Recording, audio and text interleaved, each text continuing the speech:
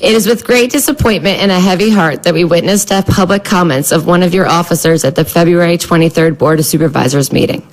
Her rude injection of condescending remarks during Ms. Clark's comment time were out of order, mean-spirited, and demonstrated intent to intimidate and insult a fellow citizen.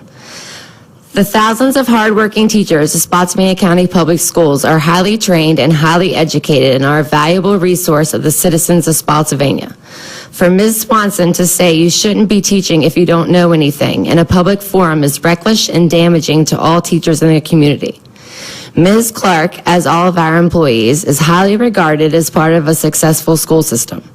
As public servants and leaders, we are charged with the responsibility to support positively and success in the community. Does your whole committee hold this much contempt for our employees or just Ms. Swanson? We invite Chairman Ross and Vice Chair Swanson to join us at the next school board meeting and explain the committee's position on this matter, as well as education in Spotsylvania, and urge Ms. Swanson to make a public apology and attempt to correct these offensive statements. So this letter was composed by me and had 5 other individuals back me up. That is all. There is no school board action. There was no vote. There was no group acknowledgement of the letter. It's just how we all feel. We wanted to support our teachers. I am here as the incoming chairman of the Spotsylvania Republican Party. The remarks are my own because we have not yet held an official meeting to discuss these issues. This is a very sad day in the history of Spotsylvania County. 6 of your members made a totally unprovoked attack on the Spotsylvania Republican Party. In effect, you have declared war on us, falsely accusing us of actions we never took. Let me begin at the beginning. At the Board of Supervisors meeting held to discuss the proposed budget, one individual made a private comment to the person next to her. She was then asked by the speaker what was said, and she repeated her comment in response to that question. The speaker and others attending the Board of Supervisors meeting took exception to the comment, a comment protected by her First Amendment rights of free speech. And I really don't even know what my taxes are, and I know you're going to say that woman doesn't know anything, but what I do know is what is important. And pardon? You shouldn't be teaching. Okay. Oh. Well, at our school we teach responsibility and respect. And I'm going to end on a note of thank you for your jobs. Thank you. Good evening, gentlemen. My name is Dale Swanson, and I reside in Spotsylvania County in the Cortland Voting District. I am speaking on behalf of the Spotsylvania Conservative Women's Coalition, and we believe in fiscal responsibility. I believe that it's fiscally irresponsible for one of our teachers to stand up here in front of you with a straight face and tell you that she does not know what she gets paid and she has no idea what taxes she pays.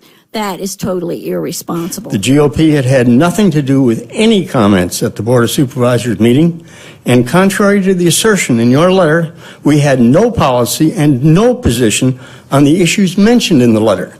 Your letter was, to put it simply, totally erroneous. So here we are. Let's look at the potential future consequences. In short, by refusing to acknowledge the error you made regarding the Republican Party, one of the 2 major political parties in the country, you have deliberately chosen to politicize education. You have declared war on the GOP.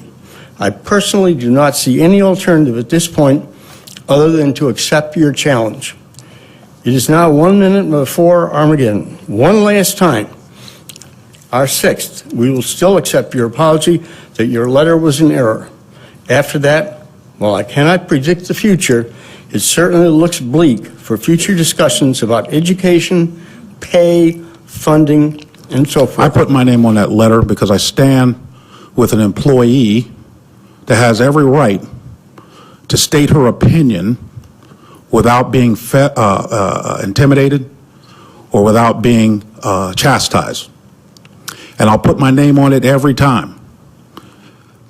I really don't care if someone feels that I'm a target for their attack.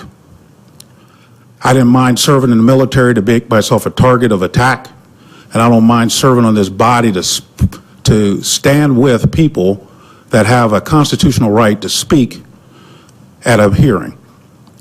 So that being said, I'll hold the rest of my comments so I don't allow my emotion to get too much into it. And we'll just move on to 6.01.